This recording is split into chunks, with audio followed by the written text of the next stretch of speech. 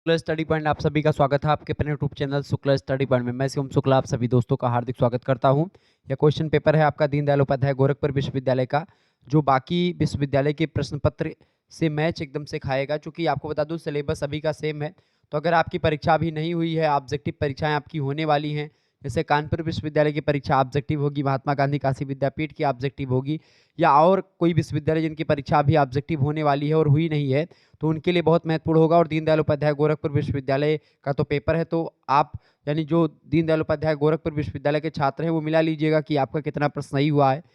तो बी ए six semester का question paper है HND 307 वाला कोड, यानी कि आपका तीसरा पेपर। ठीक है, अभी आज ही ये पेपर हुआ है 1 तारीख को। ठीक है, और आज तुरंत मैं इसका जो है आंसर की ला रहा हूँ सबसे पहले। तो लोक साहित्य और लोक संस्कृति का जो प्रथम प्रश्न पत्र है आज के वीडियो के माध्यम से आप देखेंगे। ठीक है, इसमें 50 प्रश्न है, तो तीव्र गति से हम उन 50 प्रश्नों को समझने का प्रयास करते हैं। बहुत ही महत्वपूर्ण प्रश्न है, और आपने देखा होगा कल रात में जो मैंने वीडियो आपको दी है, उसी वीडियो से लगभग सारे के सारे प्रश्न आए हुए हैं। ठीक है, और अगर आपने हमारी वीडियोस को देखा होगा तो एक भी प्रश्न आपका छूटा नहीं होगा, ये बात ध्यान रखेंगे। पहला प्रश्न, चैता किस महीने में गाया जाता है? तो चैता भैया चैत महीने में गाया जाता है, डी ऑप्शन इसका करेक्ट आंसर था। दूसरा प्रश्न, तमाशा कहाँ का लोक नाटक है? ये सब मैंने आप चैता तमाशा मतलब पूरा मैंने आपको विस्तार समझाया है। तो एक भी प्रश्न आपका ऐसा नहीं जो हमारे द्वारा बताया गया ना हो, यानी सारे प्रश्न हमारे द्वारा बताए गए ही मॉडल पेपर से आए हैं, ये बात ध्यान रखेंगे। एक आध दो प्रश्नों को छोड़ दे तो देखिए, दूसरा प्रश्न हमसे पूछा गया था कि तमाशा कहाँ का लोक नाटक है? तो तमाशा महाराष्ट्र का लोक नाटक है, सी ऑप्शन इसका राइट आंसर होगा। तीसरा प्रश्न है, पंजाब लोक नृत्य है, पंजाब का लोक नृत्य क्या है? फटाफट से आप बताएंगे। पंजाब का लोक नृत्य है Bhangra, option number C right answer हो जाएगा इसका। चौथा प्रश्न हमसे पूछा गया था, भाण में कैसे चरित्र की प्रधानता होती है? तो भाण में अगर बात करें तो भाण जो होता है उसमें चतुर निपुण ऐसे एक प्रकार से चरित्रों की प्रधानता होती है। तो यहाँ पर इसमें से कोई दिया नहीं गया है, इसमें धूर्त भी हो सकता है और चापलूस, इन दोनों में से कोई एक हो सकता है, ये बात आप ध्यान रखेंगे। ठीक है, चूंकि इसमें निपुणता चतुरता की बड़ी जरूरत पड़ती है, चापलूस भी लगा सकते हैं इसका, और धूर्त भी हो सकता है। हालांकि चापलूस इसका ज़्यादा बेटर लग रहा है, तो डी ऑप्शन इसका मेरे हिसाब से लगेगा। आगे देखेंगे अगला क्वेश्चन। पांचवा प्रश्न आपकी स्क्रीन पर आ चुका है, इनमें से लोक नाट्य का प्रकार है। इनमें से लोक नाट्य का प्रकार कौन सा है? रामलीला, स्वांग, नौटंकी, ये सब लोक नाट्य के प्रकार हैं, डी ऑप्शन राइट आंसर होगा इसका। छठा प्रश्न है, जो है पंचमंगरा गाया जाता है, जनेऊ और विवाह दोनों में गाया जाता है, क्योंकि विवाह के समय में ही जनेऊ करवाई जाती है आजकल। तो ये दोनों का गीत है, ए और बी दोनों राइट आंसर हो जाएगा इसका। अगला प्रश्न आपकी स्क्रीन पर आ चुका है, 7वां नंबर प्रश्न है, किस लोकगीत में संयोग और वियोग की प्रधानता रहती है? तो कजरी में, ऑप्शन नंबर इसका सी राइट आंसर हो जाएगा। ठीक है, सोहर में आप पुत्र जन्म के समय में गाया जाता है। आपका जो पचरा होता है देवी गीत है ये। फगुआ आपका होली के दिन में गाया जाता है। अगला प्रश्न, 8वां क्वेश्चन से, संस्कार का अर्थ क्या होता है? संस्कार का मतलब होता है शुद्धिकरण या पारिष्करण, ऑप्शन नंबर इसका ए राइट आंसर हो जाएगा। अगला प्रश्न, 9वां नंबर प्रश्न आपकी स्क्रीन पर आ चुका है, लोक का क्या अर्थ है बताएं? लोक का अर्थ है कथा, ड्रामा, संसार या गाथा। तो लोक का मतलब होता है संसार, public, C option right answer हो जाएगा। 10वां प्रश्न है, लोक साहित्य की भूमिका पुस्तक के लेखक, सभी लोग बताने का प्रयास करेंगे। कृष्णदेव उपाध्याय, राइट आंसर इसका ए ऑप्शन था। जिन्होंने ए लगाया होगा उनको नंबर मिल जाएगा। देखिए, जहां पर टिक लगा हुआ है जरूरी नहीं कि वही प्रश्न आपका सही हो। ठीक है, अगला प्रश्न, जो लोग संस्कृत अथवा पारिष्कृत वर्ग से प्रभावित ना होकर के अपनी प्राचीन स्थितियों में रहते हैं वे लोक होते हैं, यह कथन किसका है? यह कथन किसका है भैया? कृष्णदेव उपाध्याय का है, इसका बी ऑप्शन राइट आंसर था। अगला प्रश्न 12वां नंबर प्रश्न है, पंचतंत्र और हितोपदेश की कथाएं हैं। पंचतंत्र और मतलब कि हितोपदेश की जो कथाएं हैं वो आपको एक प्रकार से नीति कथाओं से रिलेटेड हैं, नीति संगत कथाएं बताई जाती हैं, ए ऑप्शन राइट आंसर होगा। अगला क्वेश्चन आपके स्क्रीन पर आ चुका, 13 नंबर, हिंदी में लोकगीतों का संग्रह किया था किसने? हिंदी में लोकगीतों का संग्रह किसने किया? राम नरेश त्रिपाठी जी ने, डी ऑप्शन इसका राइट आंसर होगा। 14 नंबर प्रश्न आपसे पूछा गया था, लोक साहित्य किससे संबंधित होता है? लोक साहित्य जनपद के प्राचीन और प्राकृतिक जीवन से रिलेटेड होता है, डी ऑप्शन इसका राइट आंसर होगा 14 का। 15वां नंबर प्रश्न था, लोक साहित्य की अभिव्यक्ति किस माध्यम से होती? फटाफट से आप बताने का प्रयास करेंगे। लोक साहित्य की अभिव्यक्ति जो होती किस माध्यम से होती बाबू? तो लोक साहित्य की अभिव्यक्ति जो होती किसी जनपदीय बोली से होती है, डी ऑप्शन इसका राइट आंसर होगा। 16वां प्रश्न पूछा गया था, लोक गाथा के लिए अंग्रेजी में प्रचलित शब्द कौन सा है? तो लोक गाथा के लिए बैलेड शब्द प्रयोग किया जाता है, डी ऑप्शन इसका राइट आंसर होगा। 17 नंबर प्रश्न, विदेशिया के रचनाकार कौन है? Bhikhari Thakur, option number B right answer हो जाएगा। रोपनी के गीत हैं। रोपनी किसके गीत है? रोपनी रोपनी श्रम गीत है, जब धान वान बोया जाता है ठीक है, रोपाई जाती है, धान की रोपाई होती है, तब महिलाएं गाती हैं। ये ऑप्शन राइट आंसर होगा। 19वां प्रश्न है, लोक साहित्य और लोक संस्कृति पुस्तक के लेखक कौन है? तो लोक साहित्य और लोक संस्कृति पुस्तक के लेखक हैं Usha Saxena. C option right answer हो जाएगा। 20 नंबर प्रश्न है, व्रत संबंधी गीत इनमें से कौन सा? देखें, छठ गीत, नवरात्रि गीत और गोधन गीत, ये सब व्रत संबंधी गीत हैं। डी ऑप्शन इनमें से सभी। अगला प्रश्न 21 नंबर, लोक गीत को ग्राम गीत कहकर किसने संबोधित किया? तो लोक गीत को ग्राम गीत कहकर के संबोधित किया रामनरेश त्रिपाठी ने। बी ऑप्शन इसका राइट आंसर होगा। अगला प्रश्न 22 नंबर, कजरी गाया जाता है। कजरी गाया जाता है, फटाफट से आप बताएंगे। कजरी वर्षा ऋतु में गाया जाता है। ए ऑप्शन इसका करेक्ट आंसर हो जाएगा। 23 नंबर प्रश्न, छौमासा क्या है? छौमासा की अगर बात की है तो छौमासा जो है आपका, ये क्या है बाबू? छौमासा एक ऋतु संबंधी गीत है। ए ऑप्शन इसका राइट आंसर हो जाएगा। 24 नंबर प्रश्न, मुहावरा किस भाषा का शब्द है? अरबी भाषा का शब्द है मुहावरा। डी ऑप्शन इसका राइट आंसर था।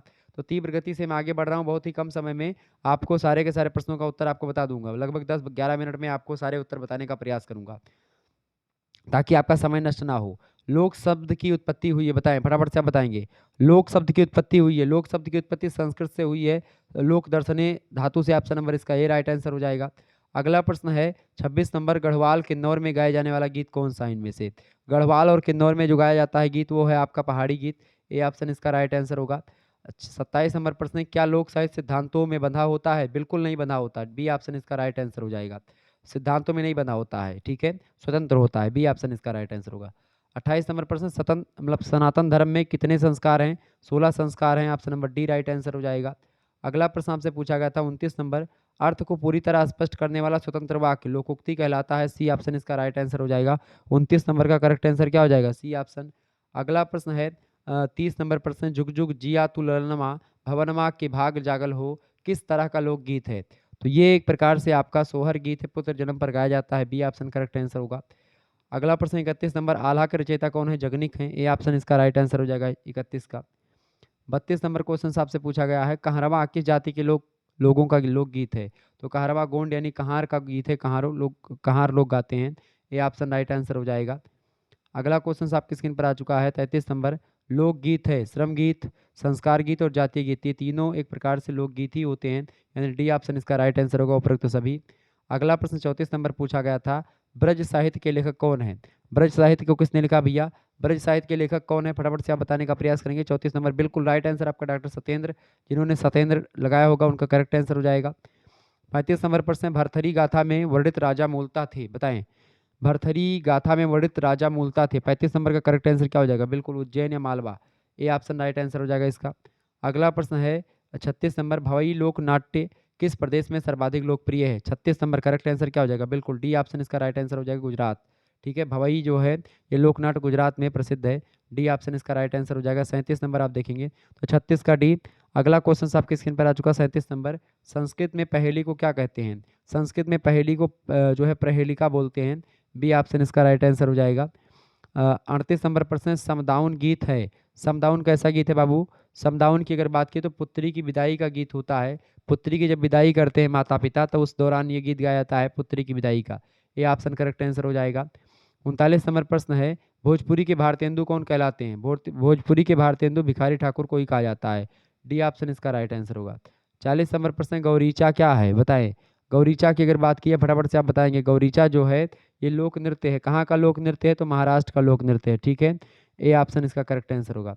41 नंबर प्रश्न है, असम विशिष्ट लोकगीत कहाँ का है, बताएं। असम जो है ये असम का विशिष्ट लोकगीत है बिहू, ठीक है, ध्यान रखिएगा। अगला क्वेश्चन आपके स्क्रीन पर आ चुका है 42 नंबर, कागज के मदारी के रचनाकार कौन है? फटाफट से आप बताने का प्रयास करेंगे, सभी लोग बताएंगे। कागज के मदारी के रचनाकार, कागज के मदारी के रचनाकार हैं धरीक्षण मिश्र। ऑप्शन नंबर इसका ए राइट आंसर हो जाएगा। ये प्रश्न मैंने आपको नहीं बताया था।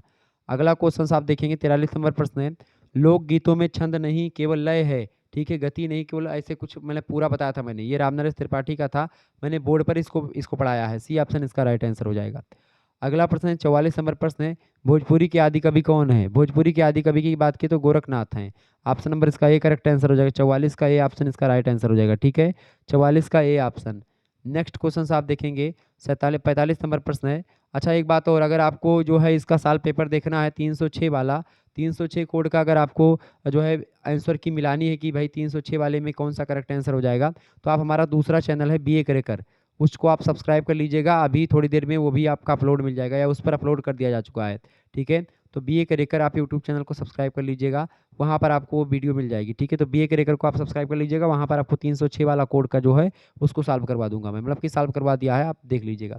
भोजपुरी क्षेत्र में माताएं अपने पुत्र के संकट निवारण हेतु कौन सा व्रत करती हैं, बताएं। तो द्वितीया व्रत होता है, ए ऑप्शन करेक्ट आंसर हो जाएगा। 46 नंबर प्रश्न आपके स्क्रीन पर आ चुका है, रासलीला का क्षेत्र है, बताएं रासलीला का क्षेत्र कौन सा है, फटाफट से आप बताने का प्रयास करें। 46 नंबर, रासलीला का क्षेत्र कौन सा है भैया, ब्रज है आपका रासलीला का क्षेत्र, ये ऑप्शन करेक्ट आंसर होगा।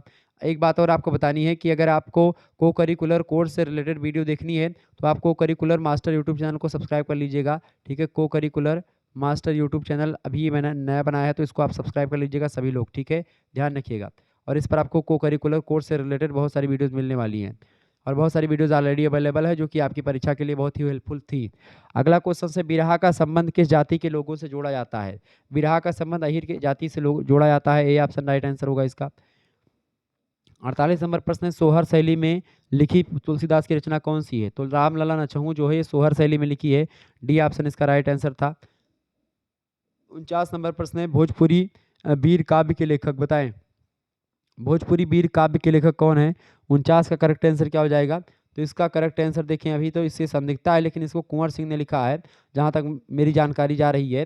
तो कुंवर सिंह जो है भोजपुरी के बहुत ज़बरदस्त लेखक रहे हैं।